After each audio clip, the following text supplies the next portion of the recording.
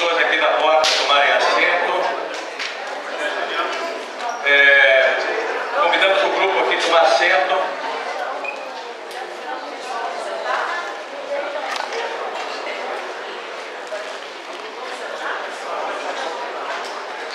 Tudo bem?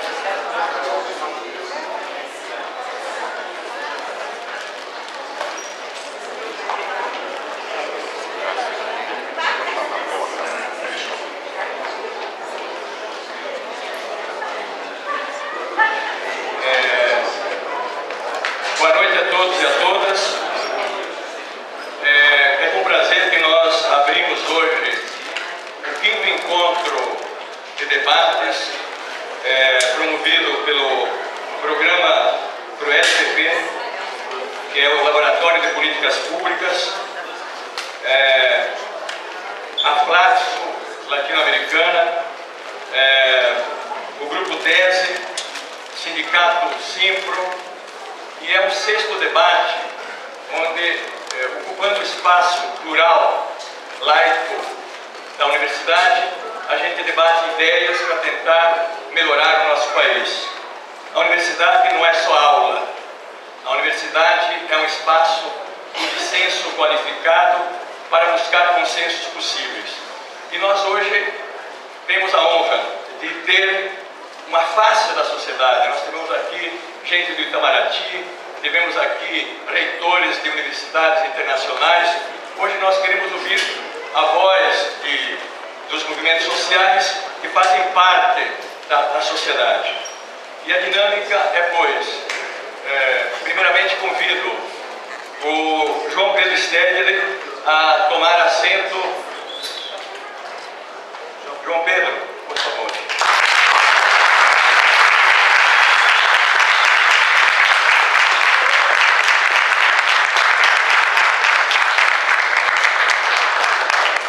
Também o companheiro Vitor Guimarães para tomar assento.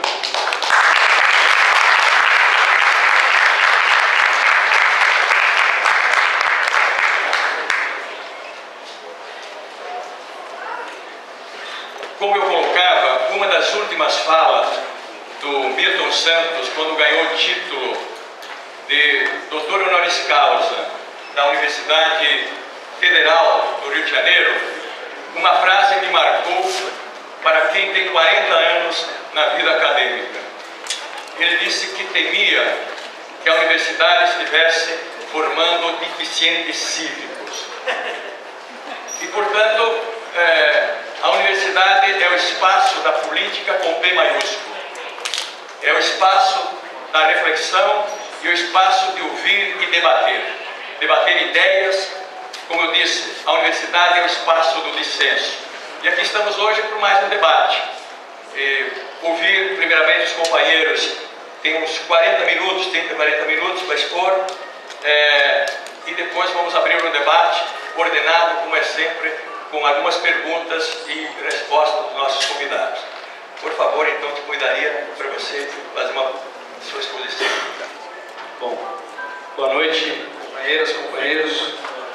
Gaudêncio, João Pedro, é um prazer estar aqui na UERJ, essa casa que nesses últimos meses, nesse último ano aí passou por momentos os mais diferentes, né? Desde os estudantes querendo abrir a porta para receber quem estava sendo removido pela polícia, até gente aqui de dentro batendo nos jovens e nas pessoas que estavam vindo aqui se salvar. Então, é uma casa que mostra bem como é a nossa sociedade, tão contraditória, tão dialética, tão difícil. Bom, fazer análise de conjuntura antes do João Pedro é sempre um desafio, porque é uma figura que sempre a gente lê, que a gente ouve para entender um pouco o que está acontecendo, mas vou tentar aqui dar uma contribuição e acho que depois a gente vai para o debate aí. Eu sou da coordenação do MTST, o Movimento dos Trabalhadores Sem Teto. Eu estou aqui no Rio de Janeiro, onde a gente fez há pouco tempo mais uma ocupação que demonstra bem como é a nossa estratégia de luta que a gente abordou, que a gente adotou até agora. A gente usa as ocupações urbanas como estratégia de mostrar que a moradia está faltando e como estratégia de mostrar que a cidade não atende aos interesses do povo. Então a gente foi em Pendotiba, uma região nobre de Niterói, uma região hoje disputada pela especulação imobiliária, que é um terreno dos Cruz Nunes, que são os donos ali de toda Niterói, quem conhece sabe. E a gente entrou num terreno que estava abandonado há 40 anos, que há 5 anos foi desapropriado pelo poder público e até hoje nada foi feito. E aí a gente entra de forma organizada, constrói barraco e abre um processo de negociação sério. E aí depois desse processo de negociação tranquilamente aberto... Legal, favela... Depois dos processos... É isso aí, tá certo. Depois dos barracos... Temos 900 favelas no Rio de Janeiro, graças a vocês. Por favor. Favela não é lugar pra ninguém viver. Assista! Ninguém deveria viver em favela. Deixa ele falar. 900 favelas no Rio de Janeiro. Por favor. Eu vivi em favela, eu sei que não é lugar pra ninguém viver. Por favor, senhora, para permanecer, vamos ouvi-lo. Depois a senhora comenta, terá liberdade para isso. Você trabalha em quê? Liberdade agora é para ela, para ele. Você trabalha em quê? Não, senhora, por favor. Você Senhora, trabalha? por favor. Ele trabalha? Por favor. A senhora, por favor, comporte-se. Você A trabalha? senhora, por favor. Fora, fora, fora.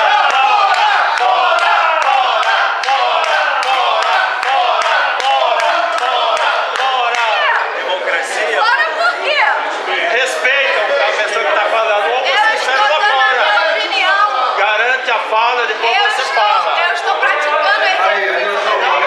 Não, senhora. Atenção. Não, senhora. Olha, senhora. Eu quero Atenção. falar. Ela terá liberdade de falar depois da fala de todos.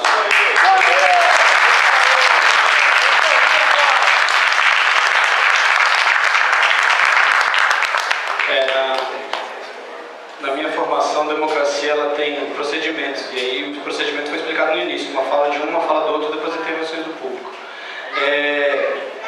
Como eu estava dizendo, eu faço parte de um movimento de ocupação urbana, um movimento que exatamente não quer construir novas favelas, um movimento que, pelo contrário, vem de trabalhadores, para trabalhadores, por trabalhadores, para dizer: a cidade não funciona, a cidade não nos respeita, a cidade ela é montada para nos segregar, para nos afastar. Então a gente bota nossos corpos, a gente bota nossa lona preta, a gente bota nosso bambu para dizer: aqui é lugar de trabalhador.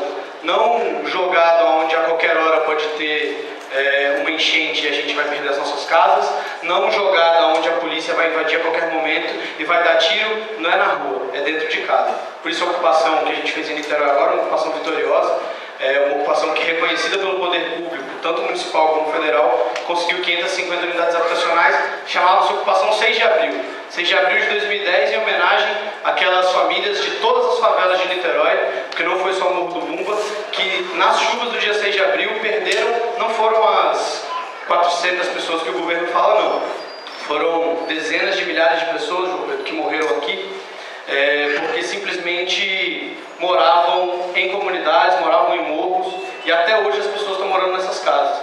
Você tem situações que aconteceram em Niterói de famílias que ocuparam conosco, que elas estavam na casa delas, a casa foi destruída, as pessoas perderam tudo, e quem foi indenizado era o dono da casa para quem elas pagavam aluguel. Então essa pessoa está até hoje sem nenhum direito. Então esse exemplo da ocupação de Niterói mostra como essa situação no Brasil é injusta. E aí o MTST tenta, desde aí de 1997, dar respostas a isso de uma forma muito simples. Organizar trabalhador e trabalhadora nas periferias urbanas para dizer: nós não aceitamos mais o jeito que a gente está vivendo, nós não aceitamos mais o jeito que isso aqui está funcionando. Esse é o MTST. Muitos aqui, tenho certeza, que não nos conheciam, não fazem ideia do que nós somos, então é importante nesse início explicar.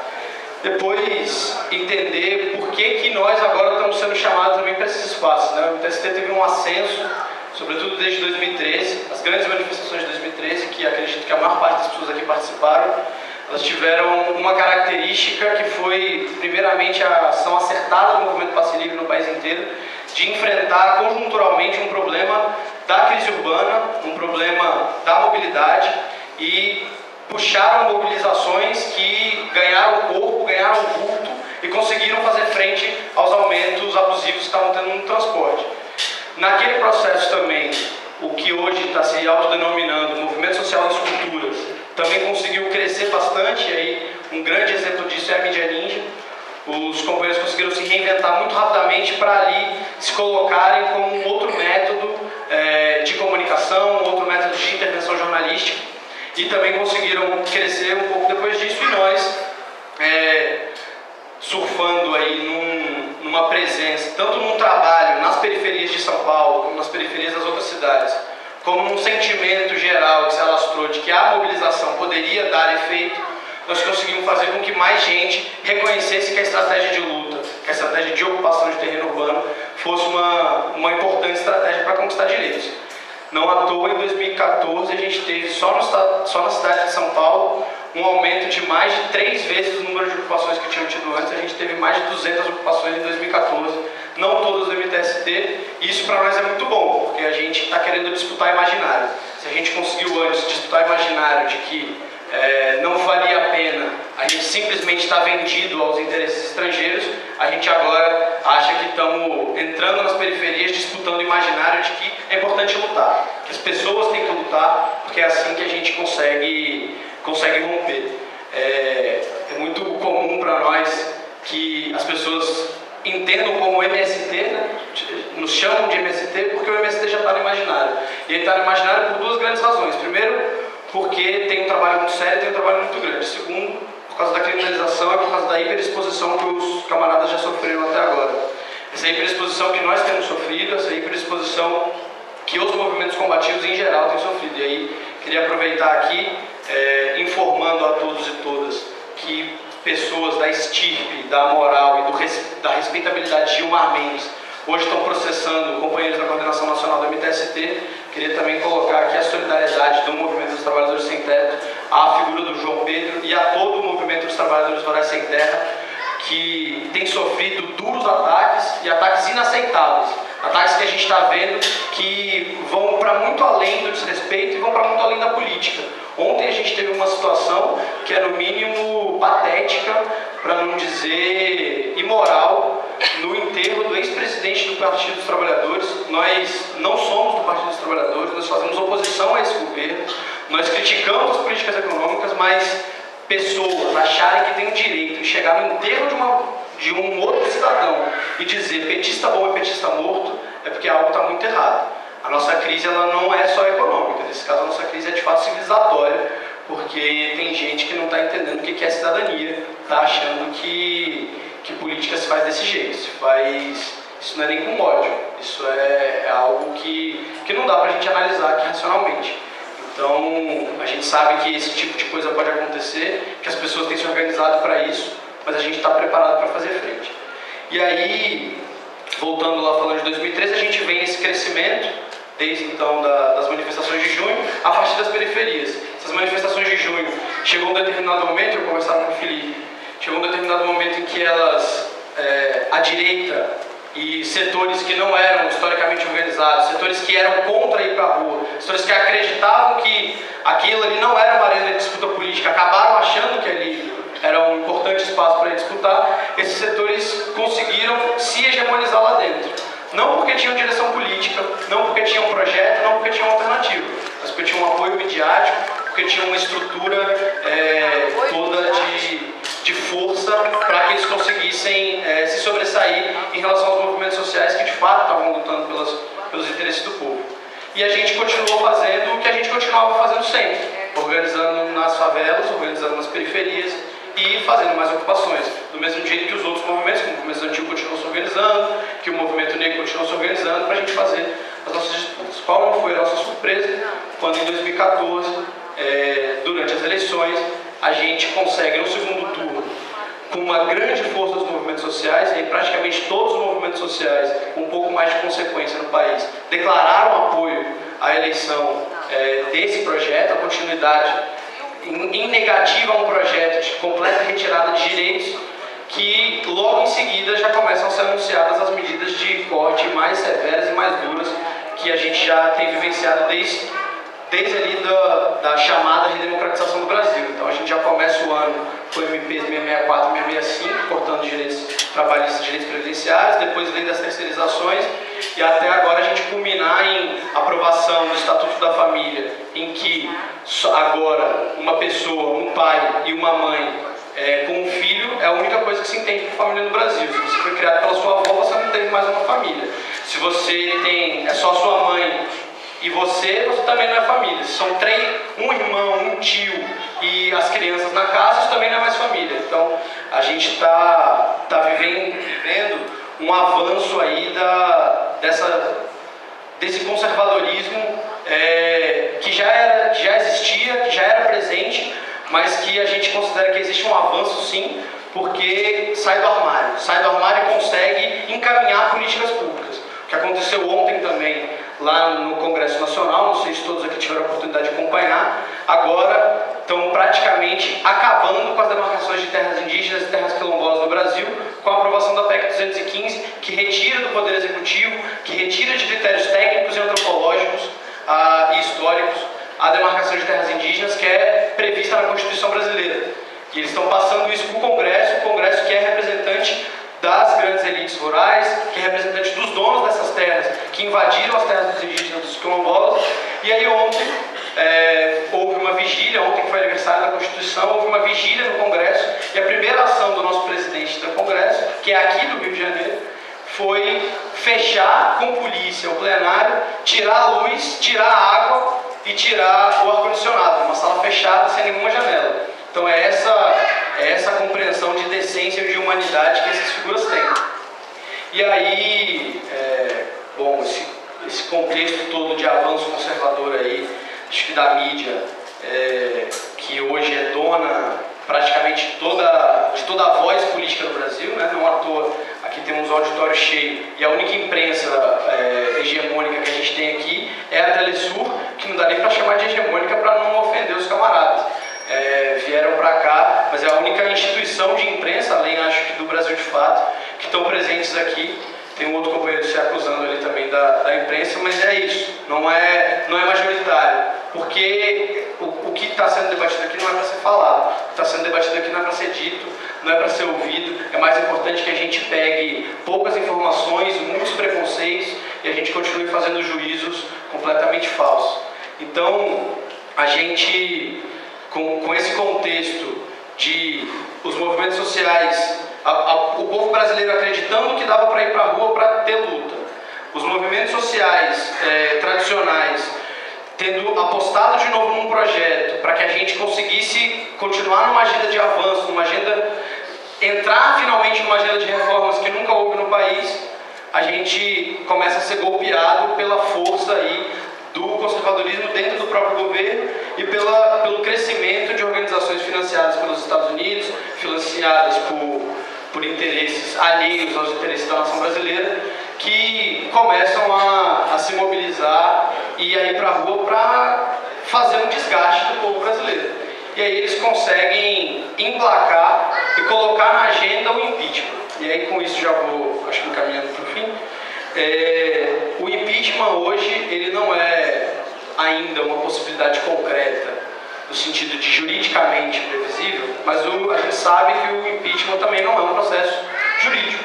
Não importa que não tenham critérios jurídicos. O impeachment é um processo político e que ele está servindo agora para duas coisas. Primeiro, para desgastar, alguns têm falado colocar nas cordas, a gente prefere o faca no pescoço. Tem sangrado o governo, tem sangrado os direitos, e é isso o que aconteceu na semana passada na reforma ministerial, quando você acaba com o Ministério dos Direitos Humanos, quando você acaba com o Ministério da Igualdade Racial, quando você acaba com o Ministério das Mulheres, e você faz um outro arranjo, quando você acaba com o Ministério, a Secretaria-Geral da Presidência, que era responsável pelas relações dos movimentos sociais. A gente ontem estava em debate em Brasília, falando sobre economia solidária, não sei o quê, com a fusão do Ministério do Trabalho com o Ministério da Previdência, provavelmente vai acabar a Secretaria da Economia Solidária. Então, é uma agenda toda de avanços que poderia vir, mas que nunca se mostra, nunca se apresenta e nunca vem. Isso é fruto não só de uma inabilidade política do Partido dos Trabalhadores, de uma falta de disputa política, de ideia com as pessoas que foram diretamente atendidas por esse projeto ao longo desses aí 12 anos, mais de 12 anos, mas é força também de como essa direita tem crescido e tem conseguido sangrar. Tem conseguido sangrar o governo por duas principais razões. Primeiro, porque, de fato, esse governo faz muita cagada. Então, como esse governo erra, como esse governo se afasta da sua base social, como esse governo faz coisas que não deveria fazer, tem facilidade para sangrar. E segundo, porque a gente tem um avanço aí, isso é uma coisa que a gente tem pensado muito, refletido muito. A gente tem uma movimentação de setores conservadores que de fato conseguem justificar e embasar essa tese do impeachment.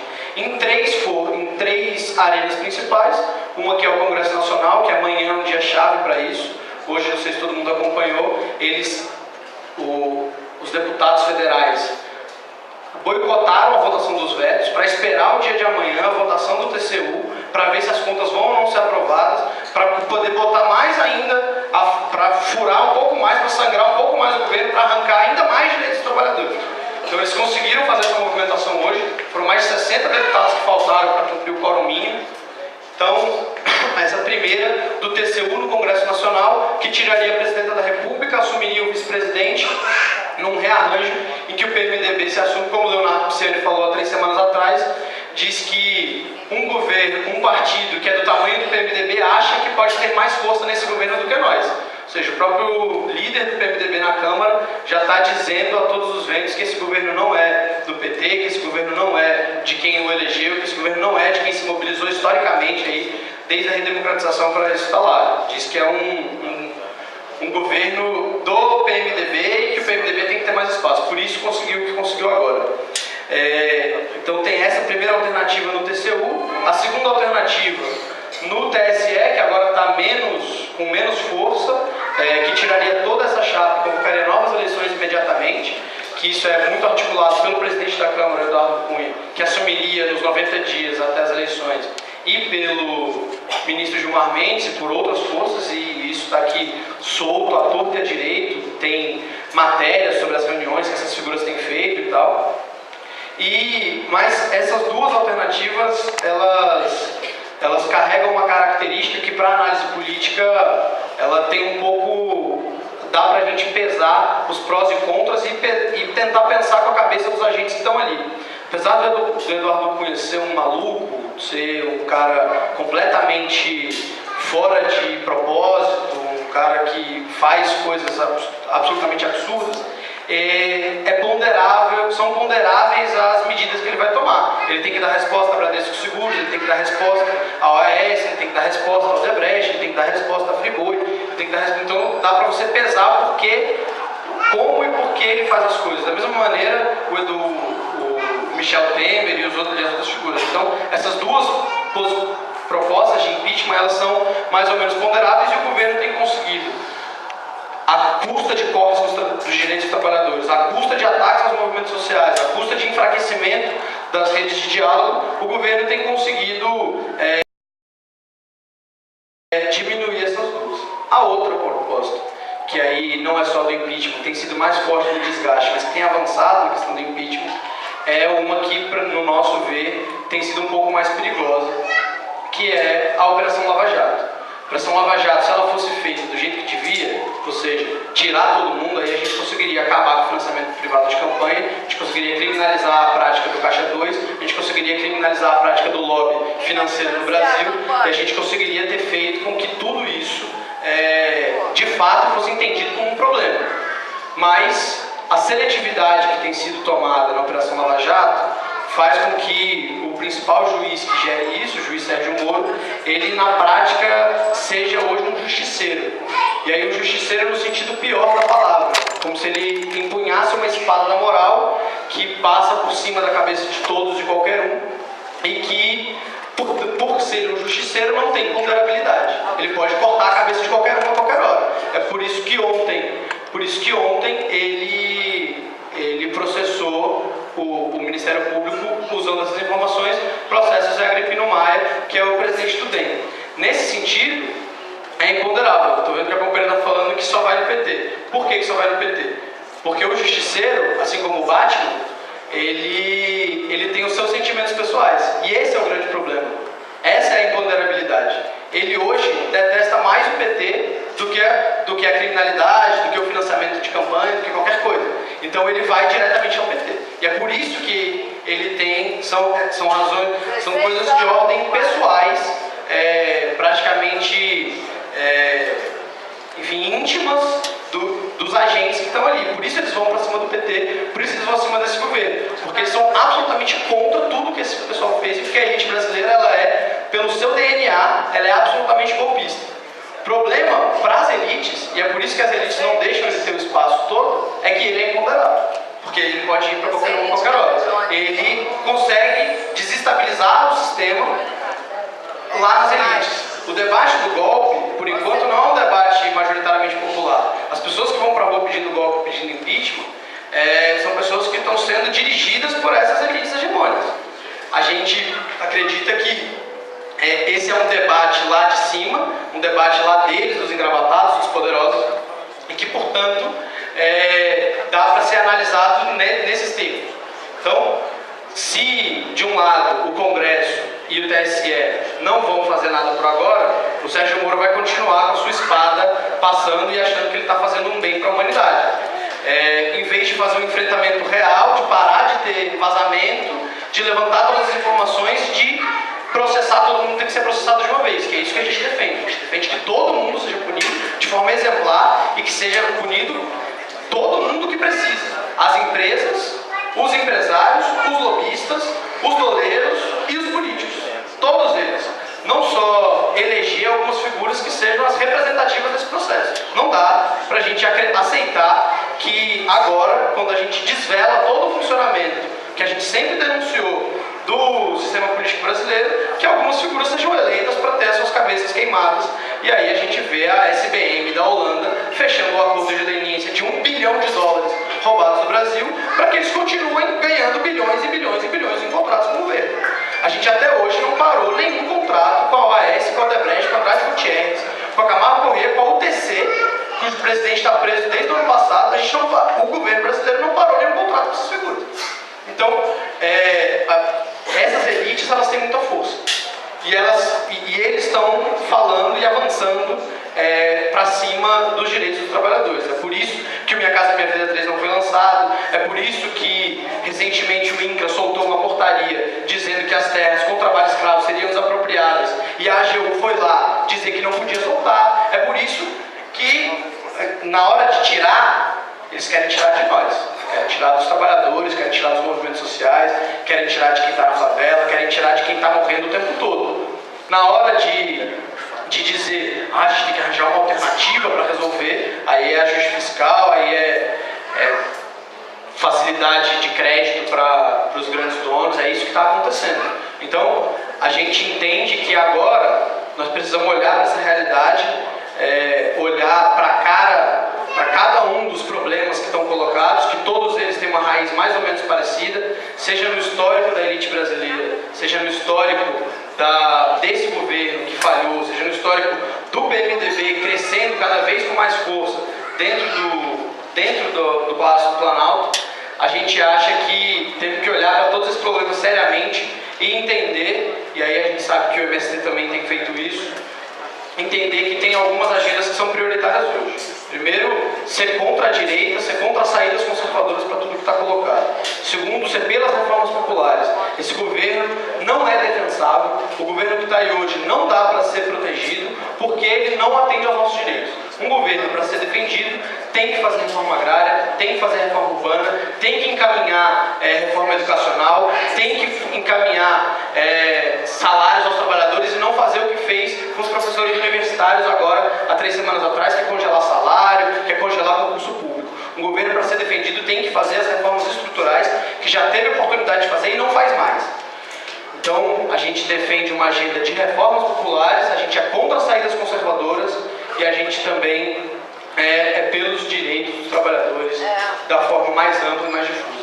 Por isso, hoje fizemos uma coletiva de imprensa em São Paulo.